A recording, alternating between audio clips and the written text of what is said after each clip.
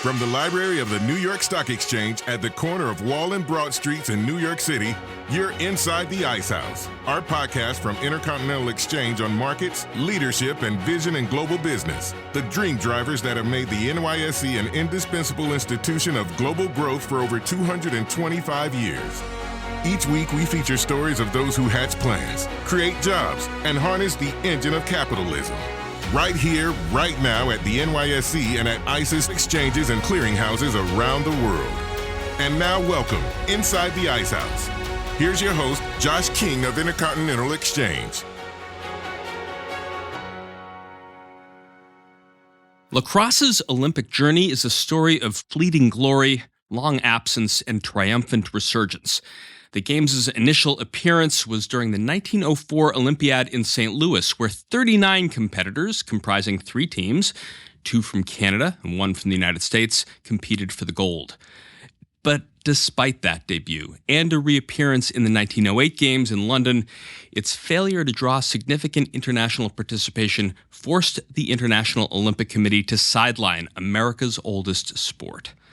For the next century, beyond 3 demonstration appearances in 1928, 32, and 48, lacrosse disappeared from the Olympic stage.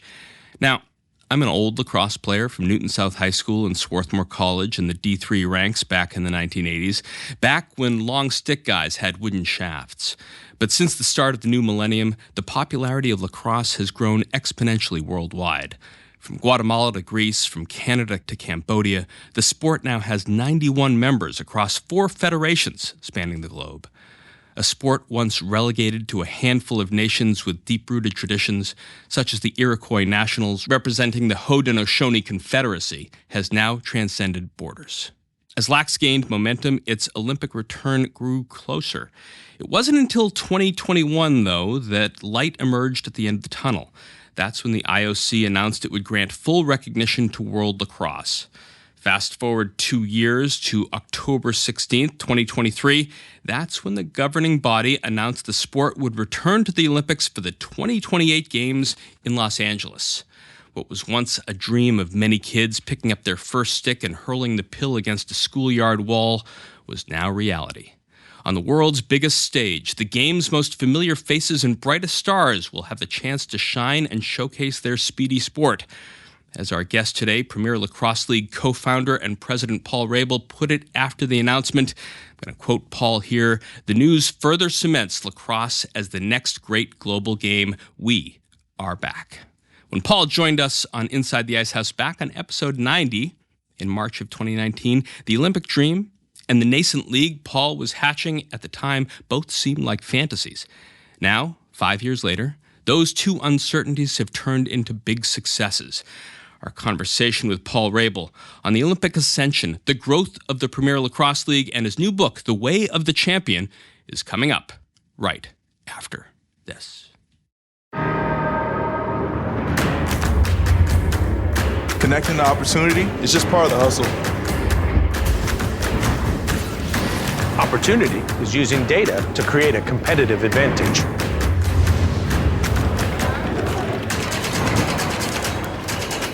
It's raising capital to help companies change the world. It's making complicated financial concepts seem simple. Opportunity is making the dream of home ownership a reality. Writing new rules and redefining the game. And driving the world forward to a greener energy future. Opportunity is setting a goal and charting a course to get there. Sometimes the only thing standing between you and opportunity is someone who can make the connection. At ICE, we connect people to opportunity.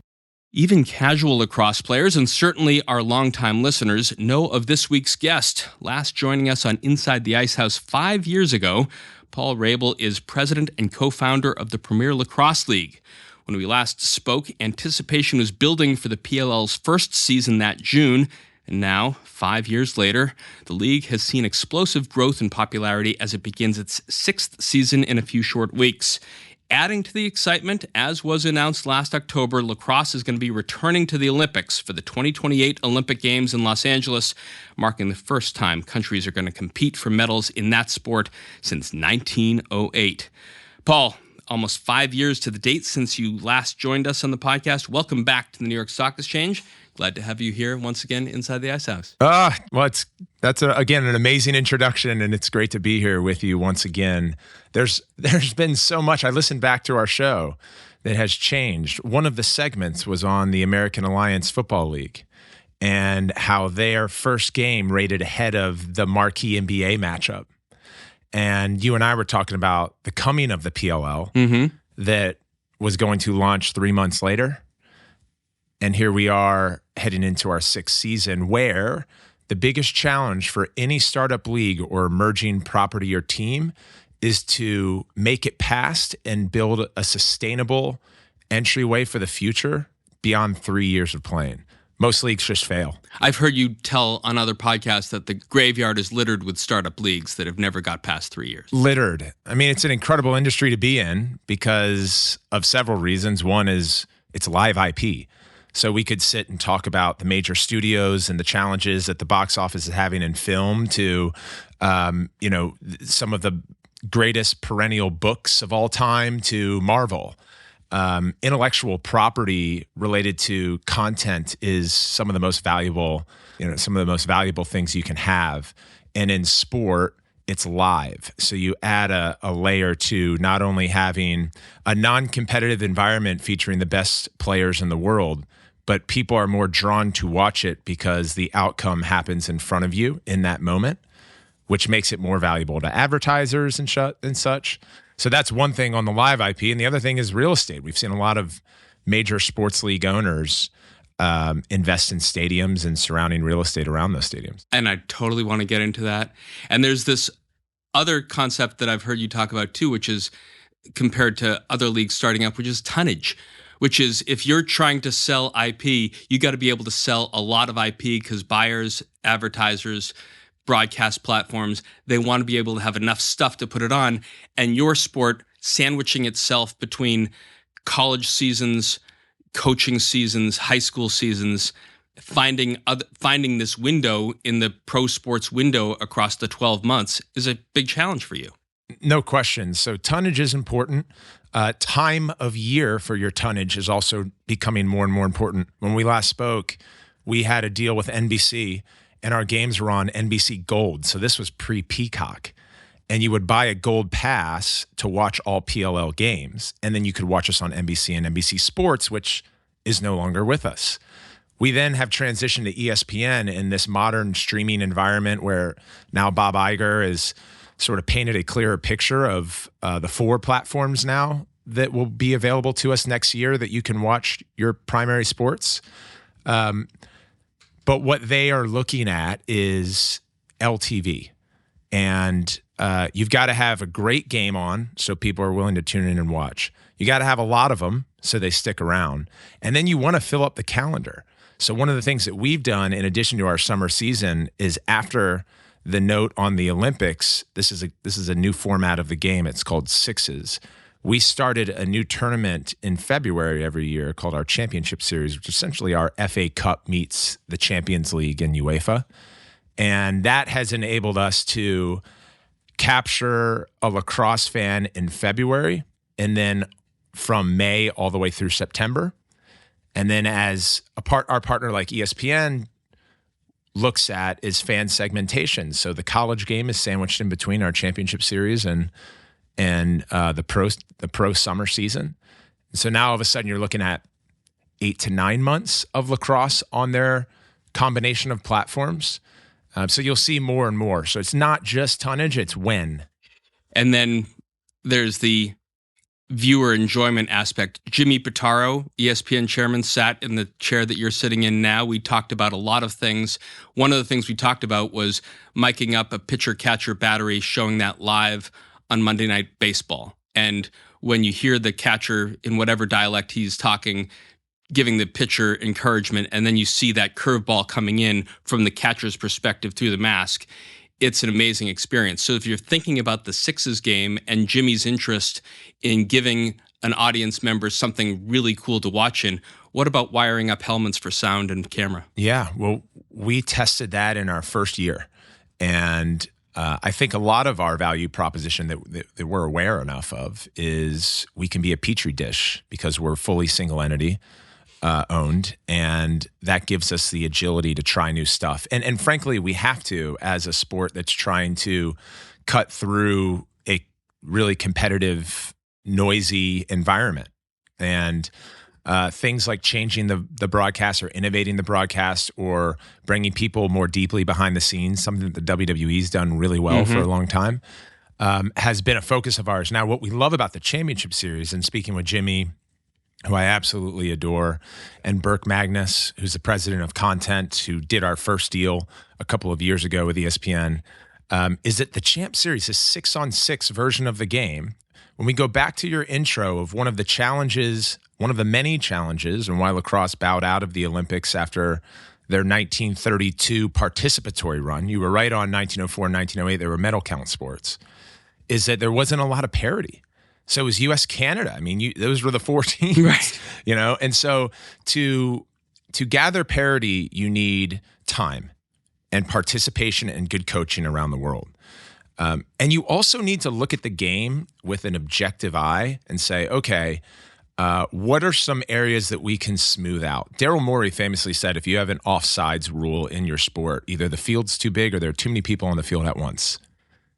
And he was like, no offense to the inventors of games. They were brilliant, right? James Naismith and, put 2 peach baskets. And originally there was no dribbling in basketball. That was YMCA in Springfield, Massachusetts. Yeah, dribbling was started in the Ivy Leagues, which we might talk about NIL and what NCAA is up against. But dribbling started in Ivy Leagues because you could only advance the ball with a pass. So what they started to do is passing it to themselves and then spawn the idea that, this is a dribble and we'll allow it.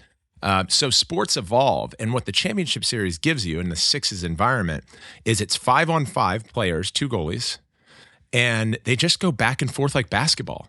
There's not a face-off after goals. If a team scores, the other team gets it. If they miss the net on a shot, the other team gets it. There's no offsides. So we created a version that simplified the game, making it more digestible to casual sports fans, and will make other nations around the world more competitive. And no one can say that beach volleyball isn't a great thing to watch at the Olympics, but it's not 9-on-9 players. Right. Yeah. And again, the native game, which you had mentioned, created by the Haudenosaunee people, that was originally played with no boundaries, no time. Hundreds of people at a time. It was played recreationally. It was played to solve conflict, and it was played as ceremony ahead of a longhouse. So the game's intention has always been to evolve and be shared. And that's what I think about often when we continue to take steps forward with the PLL. Taking steps forward with the PLL. So you're coming up on your 6th season. Yeah. Going back to that first conversation that we had, first time I met you, I would describe you as a confident person at the time, but also a very humble person. And that was what really struck me. You had Joe Tai in your corner, the Alibaba co-founder. You've also written that a champion understands that success is based upon a foundation of failures. You write in your new book about Vince Vaughn's failures to secure an acting role. You write about the archery master Awa Kenzo telling his students to reflect and seek the cause of failure within yourself when they miss the target. Paul, were you prepared to fail with the PLL? You have to be. That's the only way through as an athlete, an entertainer, an entrepreneur. All of, or as many of those lessons that I have collected over my career, I try to share in this book. The secret is that there is no secret, but you have to be willing to jump off the ledge. And what a lot of people don't choose to do is go all in. And as a result, they come up short. But going all in means that on the other side of it is a big chance that you're going to fail. And that means shame and embarrassment and potentially what our worst selves tell us, no more opportunity. Mm-hmm. Our life is over. But I found that the best athletes, they don't win all the time. In fact, the greats, they lose a lot. Bill Belichick has lost the second most of any NFL coach in history. When he gets his next gig, he'll probably become the losingest coach in NFL history. He's also won 8 Super Bowls, and he is the greatest coach of our lifetime. Tom Brady, Peyton Manning, Drew Brees, they're all top 10 in interceptions thrown. Peyton Manning has the record for interceptions thrown as a rookie quarterback with 28. Cy Young gave away the most game-ending losses despite his prolific save career. Martin Brodeur has given up more goals. Van Gogh never sold a painting while he was alive. Metallica has several failed albums. Mark Zuckerberg had maybe up until 2 days ago, the single largest loss in one day, to the tune of billions and billions of dollars. And I'm referencing Google and their challenge. So anyway, the greats all lose, and what they're really talented at is persevering through that. Talk about perseverance. When we last had you on, you were getting ready to launch the Premier Lacrosse League with your brother Mike for the inaugural season, with a 14-week season planned across 12 major market cities. The prospects that you were facing were full of uncertainties. So before we really get into the crux of our conversation, Paul, 5 years hence, with the league's 6th season about to get underway, has the league's achievements and prosperity aligned with the initial vision that you and Mike set out? It has. And we feel really fortunate on one side, and we also know that it's really about culture and work ethic. We were just recognized by Sports Business Journal, which is our industry-leading trade, as the #1 place to work at, as voted by outsiders and insiders amongst leagues, teams, and governing bodies in all of sports. That is our greatest honor up to this point, because you're not making progress as a company without the full buy-in of the company. And so I credit a lot of it to the culture and our important mission and our work ethic. But we've gone from 6 teams to 8 teams. We've launched a new tournament, as we talked about, via getting into the Olympics. Our impressions last year alone were 1.3 billion. Our first year, I think it was 300 million. Our ticketing's up, our sponsorship's up, our viewership across network television and streaming is up. But none of that comes without, really grueling day-to-day problem-solving mindsets. I was talking about before we started recording that lacrosse has the richest history in America. It's the deepest. It's the first sport. It also has product market fit at the college level. It's been around the NCAAs since the 70s, and Hopkins has played for 130 plus years. And then from a participatory standpoint, it's been the number one participatory sport year over year, growing over the last 15. But every year we feel like we're introducing the pro game to so many people, and they've never seen lacrosse before. So it's this catch-22 that we have to, balance internally and figure out how to thread different messages, 1 to enthusiasts and 2 to people who've never seen the sport before. I've heard you talk about, as you begin the home basing of your teams this year, the particular challenges of finding venues that present the game the way you want it best presented, that give the fan the best type of experience when they show up. When you and I, talking about Belichick, go to a packed Gillette Stadium and sit in Bob Kraft's box and eat Bob's food and watch Tom Brady play and Coach Belichick on the sideline and watch the way that screen on either end of the field gives us the play-by-play and the replay, like not much better than that. But as you think about Nickerson Field and Harvard Stadium and Gillette for the Boston Cannons, if you were, and you're talking about real estate and development and what you've seen even minor league baseball teams do in various cities, if you were imagining from scratch the perfect professional lacrosse field in any city, where is it relative to the city? What does it look like? How many people does it fit? What's the angle of the seating? Give me, build it in your perfect mind. Oh, that's a great question, because it's something that Mike and I are sitting with our strategy team on and have been for the last 12 months. As we look downstream, and you called out that our teams are now in cities or affiliated with cities. It was a major shift for us. So if there are 3 phases of the league, it was launching under the touring model with 6 teams. We expanded to 8. Phase 2 is connecting those now 8 teams to home cities and adjusting our schedule around that. Phase 3 might be teams in market playing home and away, so no more tour model, and potentially individually owned. And so we are constantly planning for 20, 30, 40 different versions of the sport, sort of like we did on a micro level when the pandemic hit and we were able to pull off our month-long bubble tournament. But one of which is stadium build and a stadium mandate, something that Don Garber did when he was beginning to catch traction in MLS and bring on a lot of interest from individual owners. So for us, we think that it's 10 to 12,000 seats, a venue that's state of the art, of course, from a fan experience standpoint, that is surround sound technology compatible, that has a roof. And the roof could be retractable pending costs, but the world isn't getting any cooler. And we play in the summer. Mm-hmm. And we looked at Major League Baseball history. They build their ballparks around where the sun rises and where the sun falls. It's an amazing experience to go to a baseball game or go to a PLL game in the summer, but bring your sunscreen. So we think about that as a component. And then obviously all of the additional revenue streams that come for sports owners around their venues, from parking to concession to merchandise, making sure it's seamless. That's why I mentioned the technology. Are you well matched with a MLS type offering in terms of what a fan would want to have in a particular stadium? Yeah. Don and the team at MLS have done a fabulous job, I think, of their structure and their mandates around new stadium builds. Those go from 25 to 35,000 seats now. There's probably smaller ones around the 20,000 range.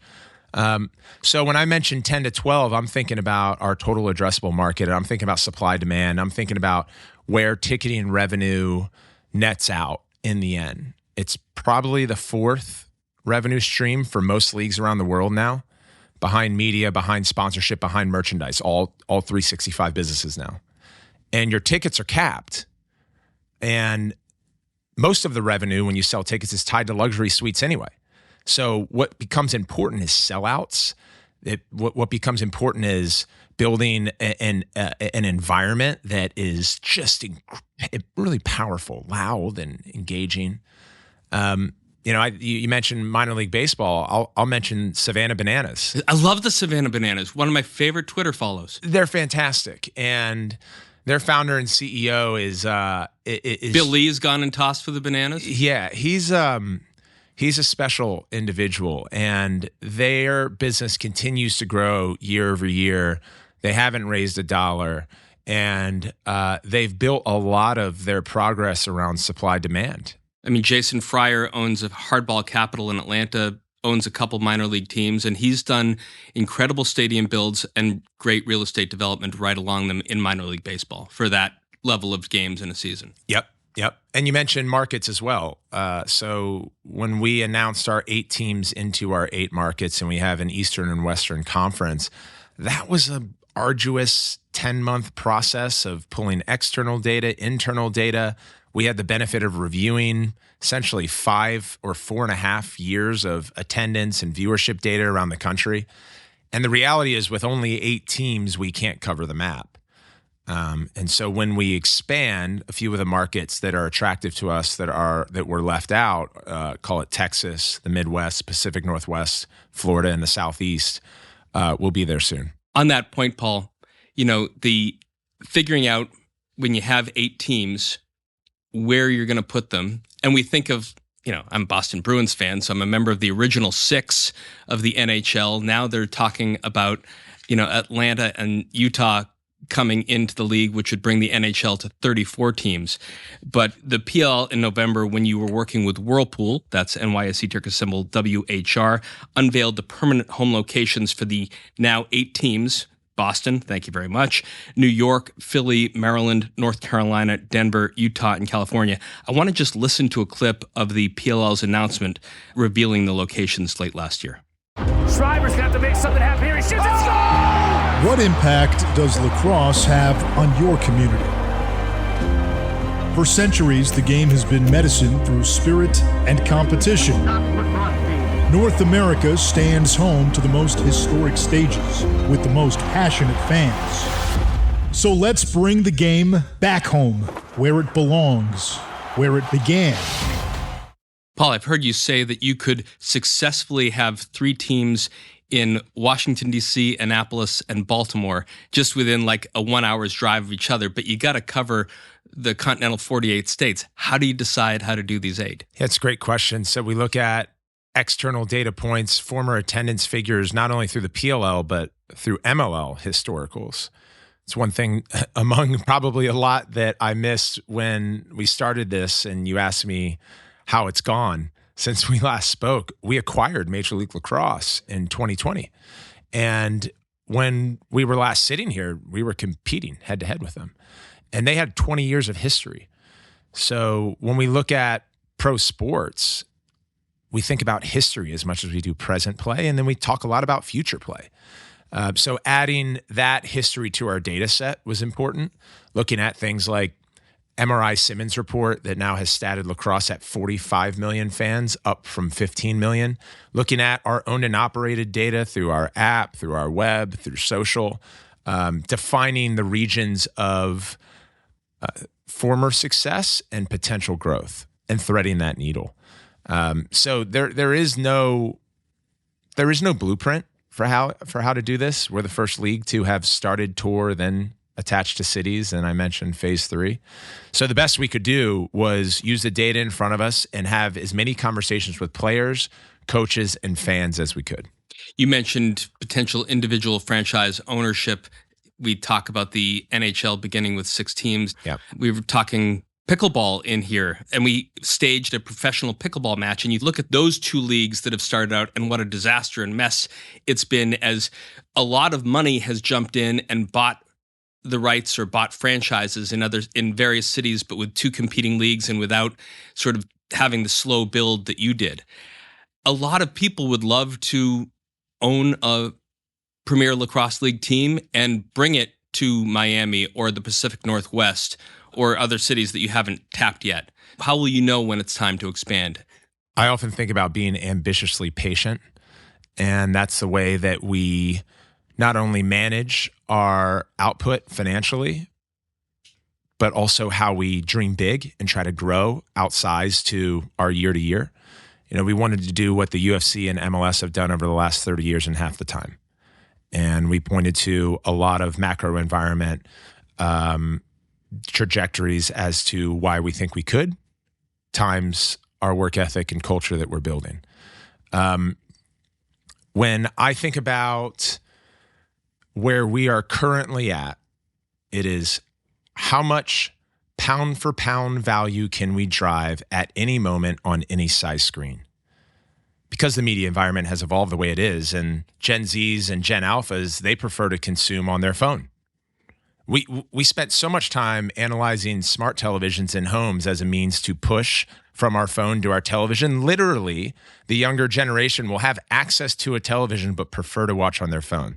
That's what being native to the mobile device means. It's not me. I'd prefer watching on a big screen or in person.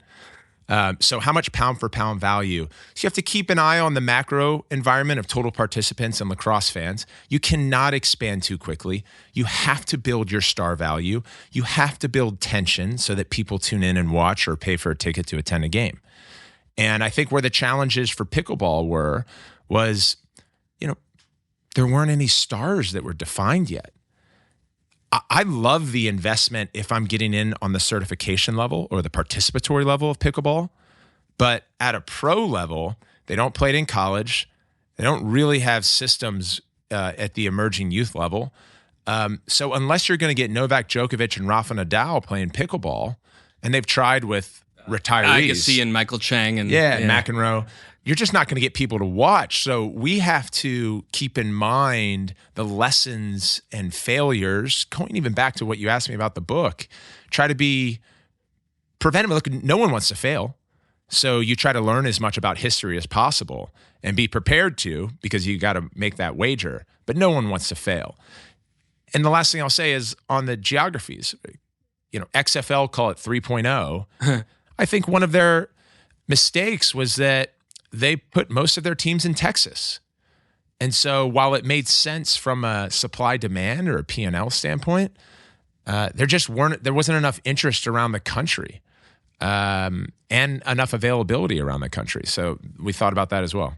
On the topic of what MLS has been able to do, totally enjoyed Fisher Stevens' Beckham documentary, understood for the first time what his movement to the LA Galaxy really meant for soccer in the United States. Also, of course, watched, in middle of COVID, not long after we talked, The Last Dance, which helped me appreciate, the greatness of Michael Jordan. And at some point, that external validation is going to do a lot for the sport of lacrosse and the person who is the founder of the professional game. And you got that with the fate of the sport. I just want to hear a little bit of a clip from that film when a big piece of news broke. No, I talked to Pete. Pete's good at Sasha just pushed it on his Twitter. 2 years after the Premier Lacrosse League launched, creating a split in pro outdoor lacrosse on the men's side, the PLL and Major League Lacrosse have merged, once again leaving us with just one league, now under the Premier Lacrosse League banner.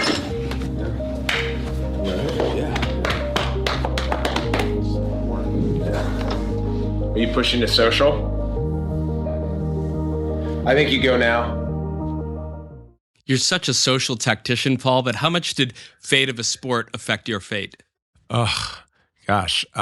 It was really hard to balance being the subject in this film and also, having media and storytelling come into me as the entrepreneur. So, I say when we were building that story, which you mentioned, the Beckham doc and the Jordan doc, and you have things like Drive to Survive and Hard Knocks. You also have The Ultimate Fighter, which helped raise the UFC's profile. You have scripted films like Rudy and Field of Dreams and Remember the Titans and all of that. You did a lot of your own training camp stuff for PLL. All of that helps the casual sports fan or the fan who isn't aware of lacrosse become familiar, and that gets them into the top of the funnel. So when we launched the PLL, we were always recording. We didn't know how to compose a film or how to package it. And that's a credit to our director, Michael Doniger, and our producer, Matt Tolmack, and the Spring Hill folks who got behind it. And they scored it so well. I was sort of feeling a little emotional listening to that scene. But I think that it is very much a piece that will be our staple and will be the league staple for a long time to come, in that it's our origin story. And I wanted to capture that visually and share that for a lot of reasons. Our conversation 5 years ago included some clips of you winning your national championship, one of your 2 national championships with Hopkins. I talked about my play, and it's easy, even in our conversation, to focus on the game involving men. But you are focusing a lot on women as well. This past February, the PLL held the Unleashed All-Star Game. World-renowned women's professionals from across North America competed in a North versus South exhibition. I had Val Ackerman on the show a couple of weeks ago talking about how the WNBA was successfully hatched within the NBA. Is one of the goals of the PLL to support a women's league? How do you maybe achieve that goal? Yes, and it has been since we launched. We partnered formally in 2019 with the Women's Professional Lacrosse League. It was the WPLL. They unfortunately folded after the 2019 season. And then we work with John Patrikoff and the Athletes Unlimited folks that span 4 different disciplines. And one of them is lacrosse in the summer over a 2-week tournament. We've had John Soros in here. He's a good friend. There you go. Now, on the heels of our championship series bet we wagered last year and the success of getting lacrosse back into the Olympics, one of the big pieces was that the rules, 6-on-6, as well as the gameplay rules are mirrored in the men's and women's game. That's the first time that's happened. The women's game was actually started in Scotland in the late 1800s, and it's why it's 12-on-12 to the outdoor game. In the men's, that's 10-on-10. Men play with pads, women don't. There's just shooting space. There's all these different rules. I love that the game is the same for the men's and women's and sixes. And so looking at this property in year 2, we said, hey, I think it would be great to build up to a place where we can have 4 men's and 4 women's teams potentially, or extend a series amongst several teams on the women's side, let's start by having an inaugural All-Star game. And that's what we did this past February, and it was aired on ESPN+. We just about sold out the place. It was a separately ticketed event. As it was a sponsorship asset, our partners Ticketmaster got behind it. And that was even more proof than what we thought we needed to see the trajectory of women's lacrosse and continue to allow us to have conversations in board meetings around resourcing and investing in women's lacrosse more. You told us about how, as the Olympics looks forward to 2028, the important difference between then and now is parity and the ability for, so many different lacrosse organizations from different countries to be able to participate. As you think about how PLL looks outside of the U.S. borders, the 4 major sports have been expanding their games. NFL plays annually in Europe. Major League Baseball has a series this year in South Korea, the Dominican Republic, and other locations. NBA headed to France and Mexico, NHL in Sweden. That's a lot of potential merch to sell if you can get into foreign countries. Does the PLL have international ambitions? Yes, and we did in our first year, where we structured a relationship with a group called Sakai Lacrosse in Japan. We sent 2 all-star teams, 1 men's, 1 women's, over to Japan and had a fantastic first event. Then the pandemic hit, and we weren't able to go back for 2 years. Last year, we went back for the first time, just ahead of the Olympic news. This year, we're going back again, and we're bringing a men's and women's all-star team. It is a wildly successful event for us because we play against the best players in Japan. We get in front of thousands of fans. We take our players to do free clinics and camps at local schools. We're introducing the sport to many, and it's created a template for us to do that in other markets around the world. So we're calling it PLL International. And I expect us to, in 2025 and beyond, be in other markets in addition to Japan. As we talk about the growth of lacrosse leading up to the 2028 games, the PLL and 7 other leading lacrosse brands formed Elevate 28. Yep. I've heard you talk, Paul, about how maybe one of the greatest deficits of the game right now is the availability of coaching and getting kids into the game and having them love and enjoy the game at younger ages and to be able to stick with it. I would just want to hear a little bit of the conversation when you were here last. Mark Riccio of USA Lacrosse talked to Judy Shaw to discuss the collaboration that you're all working on. Let's listen to Mark describe the purpose of Elevate 28. Elevate 28 is coming off the announcement of LA 28, meaning lacrosse getting into the Olympics.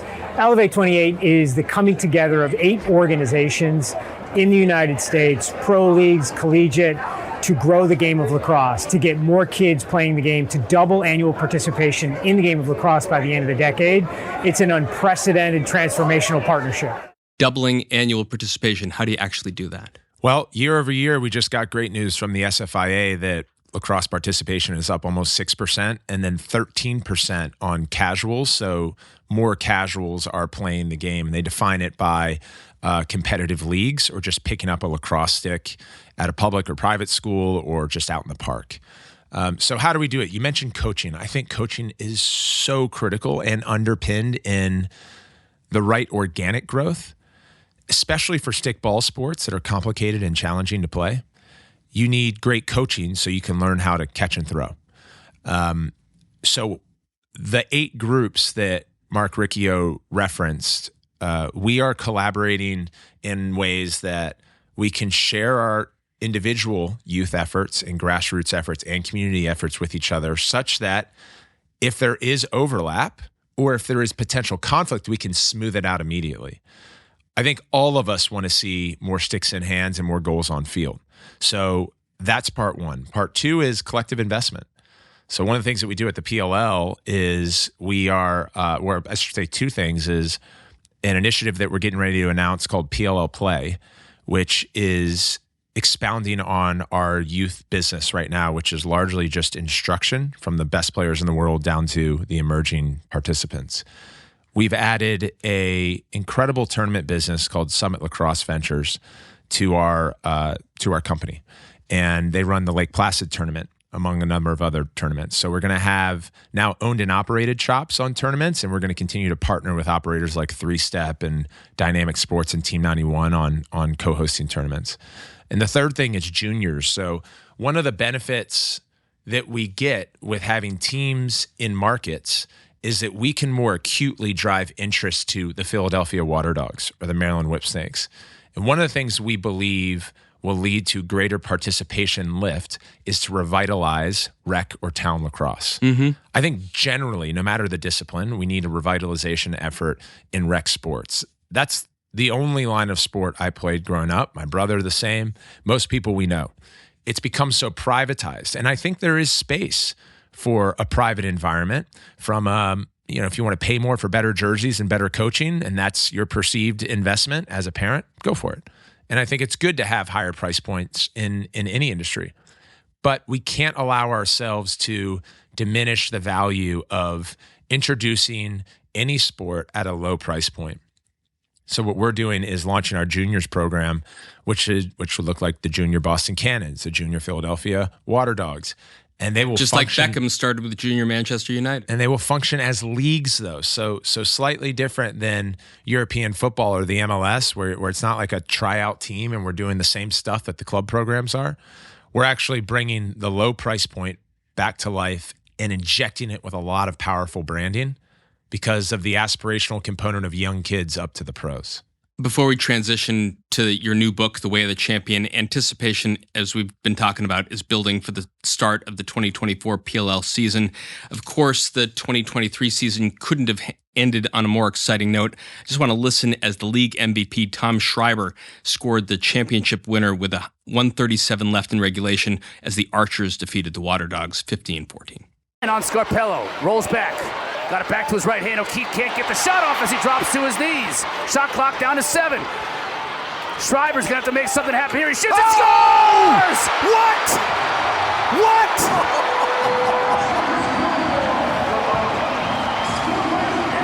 You talk about taking matters into your own hands.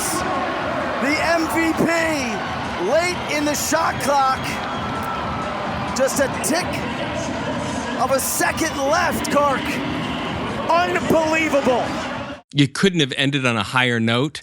On the last season, what do you do for an encore? What should a viewer on ESPN be looking for to match that kind of action and intensity? God, that was such a great ending. So you have your league MVP scoring the game-winning goal for the number 1 against the number 2 team in the league for a championship with under 2 minutes left. When we talked about live IP to start, one of the reasons why sports is the best form of original programming is no one knows how it's going to end. And in this case, we'd love to see that scenario roll out year over year. It's not going to. I know Adam Silver would love the NBA All-Star game to come down to the final possession. And it has. And when it doesn't, everyone talks about what needs to be fixed about the NBA All-Star game.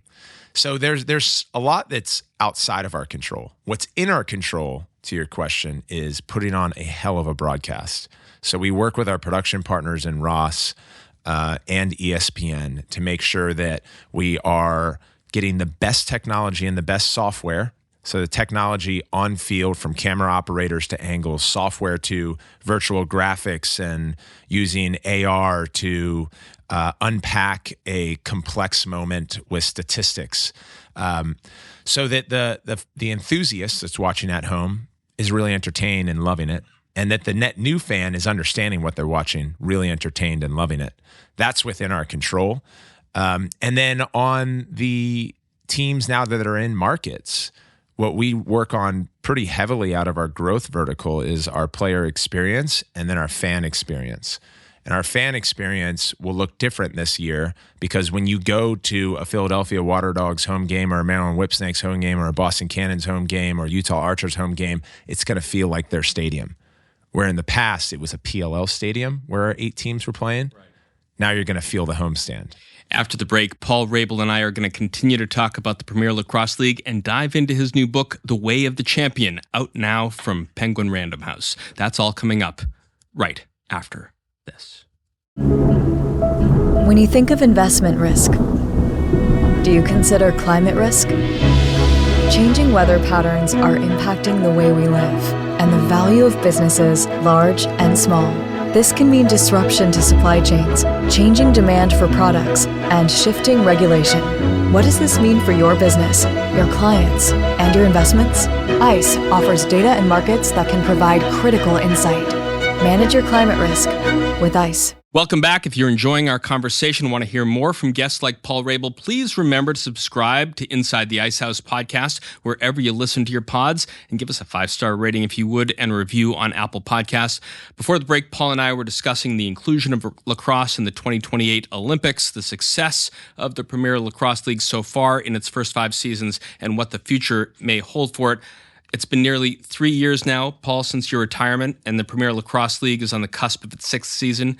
Amid the highs and lows of your athletic career and your subsequent business ventures, you've chosen to write The Way of the Champion: Pain, Persistence, and the Path Forward.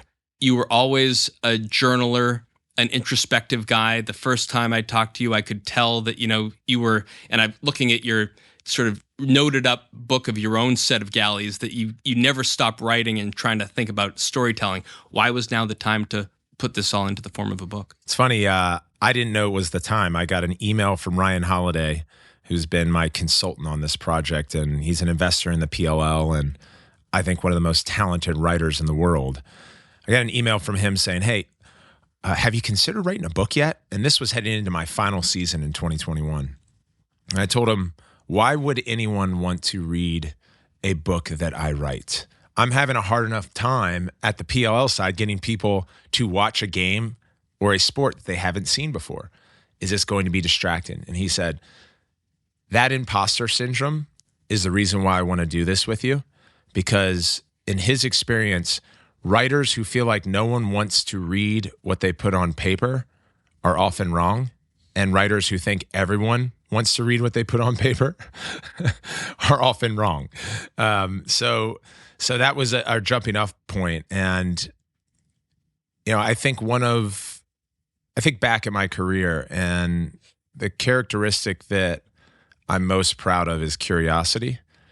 There's a reason why I launched a podcast interviewing the best athletes, entrepreneurs, entertainers at what they do, but more so digging into their challenges and their tools of life and tactics. I used to think about different ways to practice. So there's a constant thirst, and what that's led to is surround sound entertainment in my head around lessons from the greatest in sports operating to athletes performing to entertainers. And I have all this stuff that I wanted to share with the next version of me, the kid out there who is looking for a guide to navigate the upcoming challenges and successes that await them, to learn from the legacy of those that preceded them. And there's a chapter in here where I reference Nick Saban. Mm-hmm. And he talks about the 5 options or 5 choices we have in life. It is to either be bad, average, good, excellent, or elite. And this book, I hope, will service as a guide to those who want to be elite. The book's divided into 3 sections: amateur, professional, and beyond the game, offering numerous lessons from the 3 monkeys to seize the short window to over-reward the assist. How is this structure going to enhance the reader's experience and benefit their understanding of your insights? Yeah, it's great, because that was the challenge, and why it took 2 years to write this is we knew what we wanted to write, but didn't know how it would live on the pages structurally. So as you mentioned, amateur, professional, beyond the game. Match that with what we know in sports and in life. There is no blueprint. Katie Ledecky says, the secret is there is no secret. And I'll give you an example. Take the 2 best footballers in the world, Pele and Tom Brady. Different sports, but football.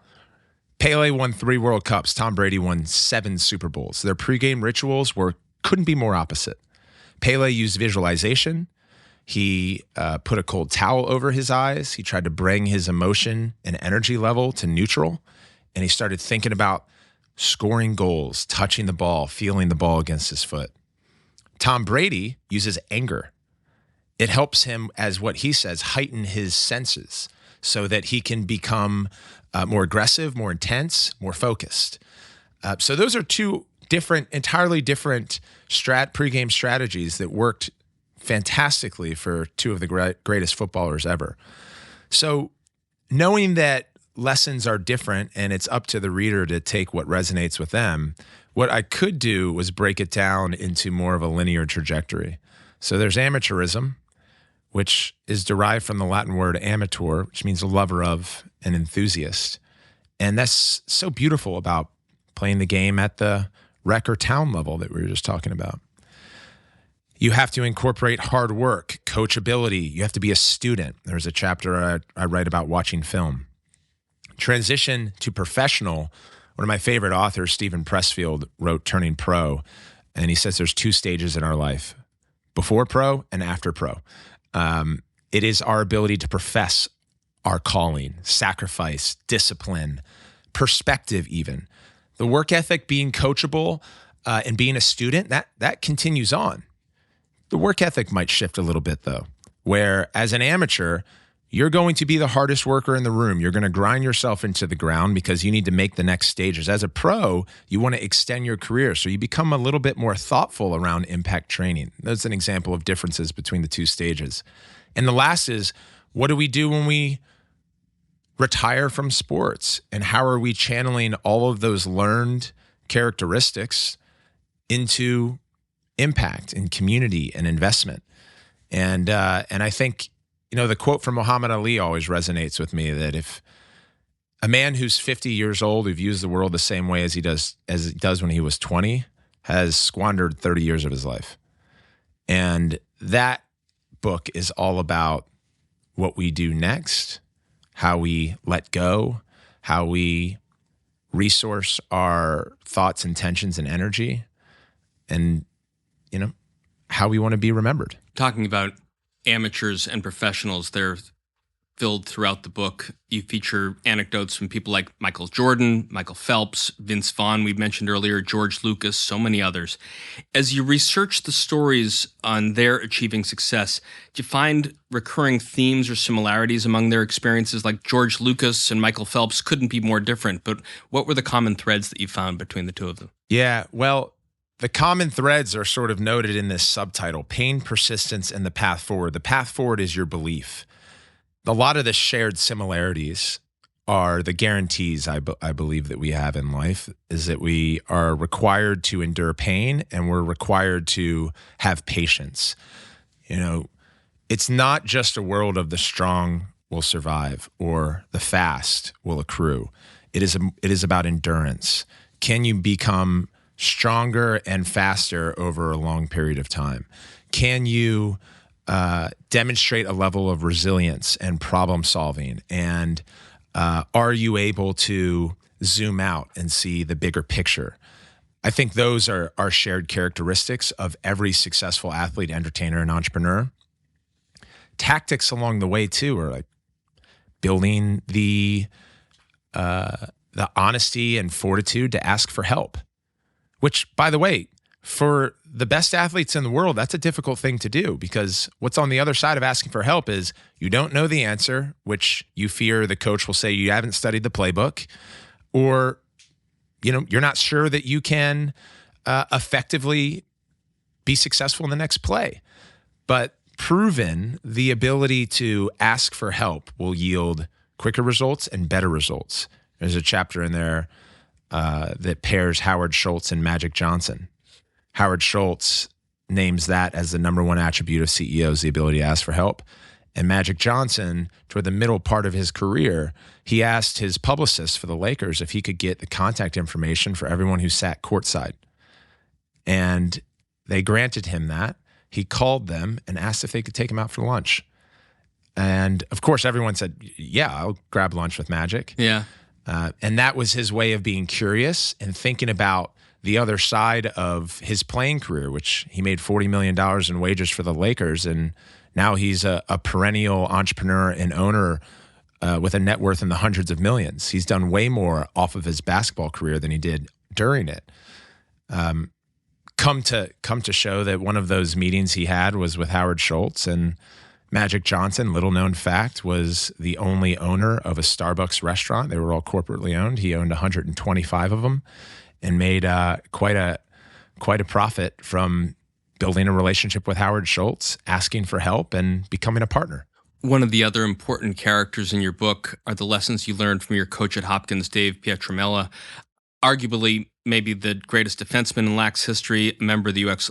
Lacrosse Hall of Fame. Coach is the only person to have won Player of the Year, Coach of the Year, and a D1 national championship as both player and coach. How have his teachings shaped who you are? Well, I remember sitting here with you 5 years ago, and you played back this clip from my freshman year, where we were playing Virginia in the semifinals, and it was overtime, and I was caught on defense. We got a stop from a great save from Jesse Schwartzman, and I transitioned the ball and gave the assist to our defensive midfield captain, Benson Irwin. That sent us in the championship. We ended up beating Duke, and we had our undefeated season. I talk about that moment, funny listening back to your and I's conversation, in my book, and it's through the lens of being smarter, outworking, and being more prepared than your opponent. Peyton Manning was known for his understudying of the linebacker position. Ray Lewis was known for his understudying of the quarterback position. They knew that they were watching each other. And if Peyton could be the smartest linebacker on the field, he's going to be a better quarterback, and vice versa with Ray. Dave Pietramella had a mandate when you walked on campus. No matter how talented of a midfielder or attackman you were offensively, you were going to learn his defense first.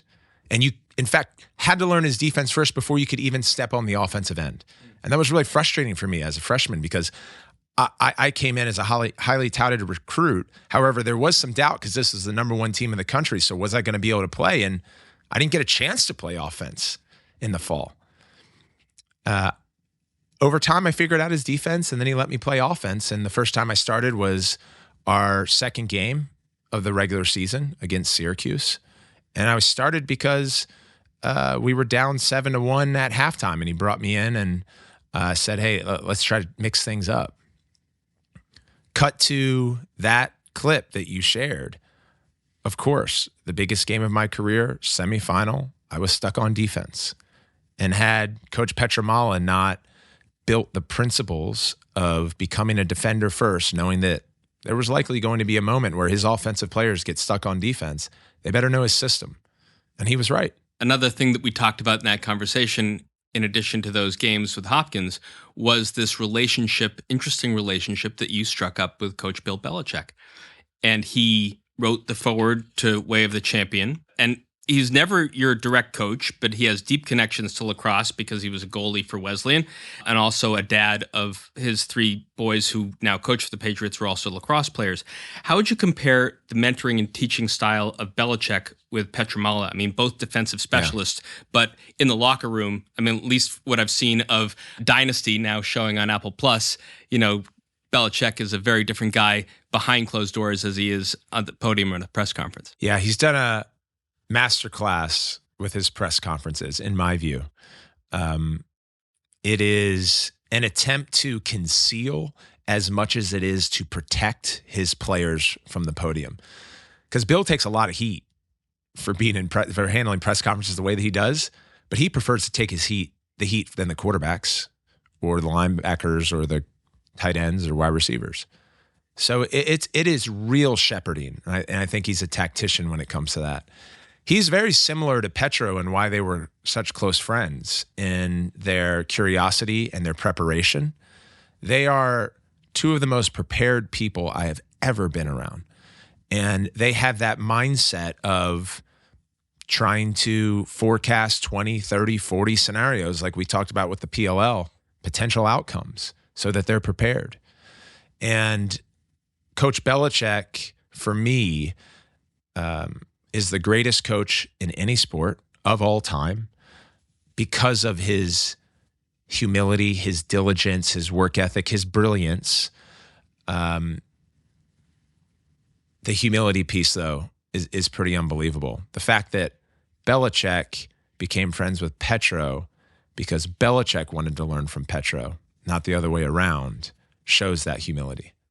He shares some interesting things in the forward. One of them is the fact that you and he had dinner at one Patriot place, and he tossed out the idea of, well, maybe Paul Rabil would be an effective D-back for the Patriots. Deion Sanders and Bo Jackson both had two-sport careers. Jim Brown, legend of lacrosse and also one of the biggest legends of the NFL. How might life have been different if that conversation went that way and you said, let me suit up for the Pats? We'll never know, in a way. It's as you mentioned, he wrote the foreword graciously for the book, and then my introduction is a response to his foreword, and we both recall that moment and that decision that we arrived at, which was for me to go all in on professional lacrosse. My wage was $12,000 at that time. The max was $14,000 and the rookie min was $6,000. That's not per game, that's for the whole season. And the minimum wage in the NFL, call it, was $400K at the time. And we knew there was a path for me to make a run in the NFL. Chris Hogan actually was that version 2 years later, four-time lacrosse player at Penn State, went on to play and win 3 Super Bowls with the Patriots as a receiver. We're seeing Pat Spencer, who was probably lacrosse's greatest player over the last 10 years at the collegiate level, forego the number 1 pick in the PLL to go out for the NBA, and he's now just gotten onto the Golden State Warriors roster. Two-sport athletes are just so inspiring to me, and also hopefully index the importance for parents listening and young kids that playing multiple sports makes you a better athlete. And so it's wise for you, if you want to be in the PLL or the NFL or the NBA or Major League Baseball one day, that you actually pick up a range of skills by playing 3, 4, 5 sports at a young age. Then you become, as you get older, a better athlete with a clearer vision around which of those sports you want to go long in. And you've lamented the fact that with sports specialization, you're denying 3 other sports the year another participant because they spend all their year focusing on lacrosse training. Yeah, I mean, we grew up playing 4 sports a year. You play a sport every season. And so 4 sports were counting me once. And now, if I'm the next generation kid who's only playing 1 sport 4 seasons around, then only 1 sport's getting my credit. So I haven't seen any studies that cross-reference overlap yet in way of participation. There are third-party studies that we can and have invested in the past that show, hey, lacrosse players have interest in hockey and soccer and basketball and football, but haven't seen the overlap yet. And I think that's a real challenge for the posterity of our next generation as they embark on their sports careers. You wrote, I'm going to quote you here, "I was a college graduate from an elite university. I was considered the best player in the country, and my reward, my dream coming true, meant moving back home to live with my parents," on your rookie contract with MLL for $6,000. Now, fortunately, your star power led to endorsements, one of which came from Under Armour, NYSE ticker symbol UAA, Dick's Sporting Goods, ticker symbol DKS. I want to take a listen to that first commercial promoting Under Armour cold gear that played during the NFL's Thanksgiving Day games. Paul Rabil, report to Cold Abuse Simulator.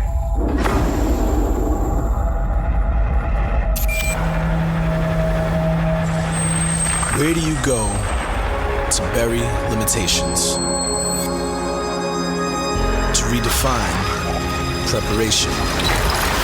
To remain the world's greatest lacrosse player. The Under Armour Cold Gear headquarters, only at Dick's Sporting Goods. That's some head of hair you had back then, Paul. And no beard. After the ad, Bloomberg billed you as lacrosse's first $1 million man, and as you put it, playing professional lacrosse had paid off. How did that spot and the money that came with it help influence what you and Mike would eventually do with PLL? Yeah, I mean, it ties so well to your former question, which was that decision, that crossroads that I was at with Bill. And he was the one who encouraged me to stick with lacrosse. And his note was, very, very few people in history get an opportunity to pursue being the greatest at what they do. That's what he's doing in football. And he was like, that's what you're doing in lacrosse. We don't know what the future is. And frankly, the materialism of what you get as an NFL or NBA or Major League Baseball player shouldn't dictate this crossroad decision now. So we went all in on lacrosse. I didn't know that I was going to launch the PLL 10 years later. Wouldn't have wanted to, because that would have indicated that my 10 years of playing in the MLL weren't going well. And Mike and I have always said it would have been smarter for us to own a team in a league that was working. All of those didn't net out at the time, which is why we launched the PLO. I think related to the impact of the Under Armour ad, the story that Bloomberg put together, all of that is part of narration for the brand of lacrosse, for the inspiration of the next generation. There's a chapter in the book called You Need a Good Story. And I reference the Bloomberg article. I also reference a photographer for Life magazine, Flip Schulk. And Flip went and shot Muhammad Ali underwater. And it was this famous Life magazine photo shoot. And he did it because Muhammad Ali told him that he trains underwater. He found out 10 years later that Muhammad Ali doesn't train underwater. But that story and that photo sold millions of issues. Bill Bowerman, who is Phil Knight's co-founder at Nike, I think changed the business by his belief on what an athlete or who an athlete was, and by doing something else. So he would constantly push Phil Knight to believe that if you have a body, you're an athlete. So instead of just servicing high school, college, and pro athletes with their footwear, let's go after everyone. How did he get there? Well, he wrote a book called Jogging. And the subtitles were about benefiting your health and medical situation and well-being. That became a bestseller. More people started this new thing called jogging. I think the Bloomberg article, did a couple of things for lacrosse. One is that it showed for the first time that you could be a professional athlete and make it. And the other thing that it did is it introduced that aspirational belief for the next generation. They're not only going to succeed if they make it, but they're going to be further along because the sport will advance. It was like Nolan Ryan was the first $1 million baseball player. And what that did to baseball participation in America was amazing. And our hope is that with really intelligent and impactful stories that we can impact the next generation of participants in lacrosse. As we begin to wrap up, Paul, I just want to pause a little bit on the idea of friends, partners, and brothers, because that clip that we played of Fate of a Sport was that moment that you and Mike were in the room and the news came out about the merger with MLL. There's another scene in the documentary where MLL is trying to buy you, and you guys are both looking at each other and pondering, what it actually mean for your pocketbooks. I think you're both going to get $6 million if you took that deal, and then you say, it, we're not going to do it. But considering your close relationship with Mike, what apprehensions did you have prior to starting the PLL with a sibling? I mean, there's often cautionary tales about mixing family with business, given the potential impact on personal relationships. How did you navigate those challenges to get to that moment when you and Mike are saying, man, we are in this together? Well, to double click on that, I remember Hearst Ventures asked when they were looking at investing into the PLO in our early round, asked if they could get a reference conversation with our parents because they knew that mixing family and business historically is a challenge. And I try to look at it. And the Hearsts should know, basically. I try to look at it from two perspectives. One is the shareholders, and then the other is, our perspective. From a shareholder perspective, a founder's job is to service them. And that needs to be the priority. And you worry that if you have co-founders, that their priority is each other. And the truth is, both can be true. The other thing is, we probably have all felt this at different times, but there's a oddity in our closest relationships, whether it's family, like my brother and I, or your significant other, or your parents, or your closest friends, is as humans, we have this weird psychological tendency to treat the people who we love the most the worst, and people who we're meeting for the first time, we have no clue about them, the best. And so you have to constantly be mindful. I picked this up, at least for myself with Mike, is that because he's my brother and all of the young stuff and our attachment styles can supersede logic and the present state of emotion, I have to treat him as if he is my co-founder first versus my brother. And that requires honesty and vulnerability. The one thing that I'll say, which is why I believe mixing family and business is a good thing, especially for entrepreneurs, is that it's really, really fucking hard building a company. And when you're doing it with someone who you love, there is a level of trust and loyalty that is so interwoven in the partnership that it gives you a physiological edge. And the late nights that turned into early mornings around the clock, knowing that you were doing it with your brother, I think made it all possible. We are headed into your 6th season. Shortly after that concludes, we're going to be at the 2024 Olympics in Paris, France. Should be a super show as the athletes make their way down the Seine. And then we're going to begin this phenomenon in the United States that we probably haven't seen since, 1980, after Lake Placid, looking forward to 84 to Los Angeles, or I guess 92, looking forward to 96 in Atlanta of shit. The Olympic Games are coming to the United States, to Los Angeles in 2028. As we wrap, what will that run-up be like for the game of lacrosse, the PLL, and where do you expect to see the game and your league on the other side, late 2028, 2029? I think that it's the biggest moment in our sports history, and I'll explain why. Once we get through the Paris Games, all eyes for the national governing bodies are going to be on LA 28, the next Summer Olympics. Olympics in the past have gotten 3 billion viewers globally. Put that in perspective, that's 30 Super Bowls worth of viewership that will be now pointed toward lacrosse, among other disciplines. So the awareness level will spike to unheard levels.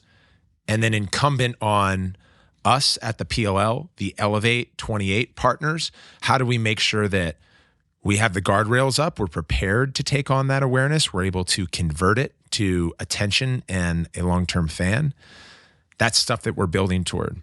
But as soon as Paris is done, one of the big unlocks, in addition to awareness and viewership that a sport gets from being in the Olympics, is they get pro rata resourcing.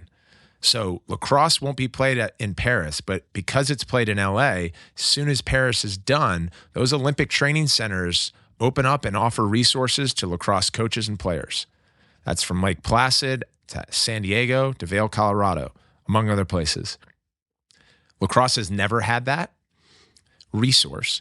And I believe that when that happens all around the world, these 91 countries that play, we're going to get to that place that you and I started this podcast, which is going to see more interest for lacrosse, more participation in lacrosse, more conversion to PLL fandom. Well, we will have you back in 5 years as we look at maybe we'll record at LA. That would be awesome. That would be awesome. Paul Rabil, great to have you back inside the Ice House. Thanks for having me. It was a pleasure. That's our conversation for this week. Our guest was Paul Rabil, co-founder and president of the Premier Lacrosse League and author of The Way of the Champion, The Pain, Persistence, and the Path Forward.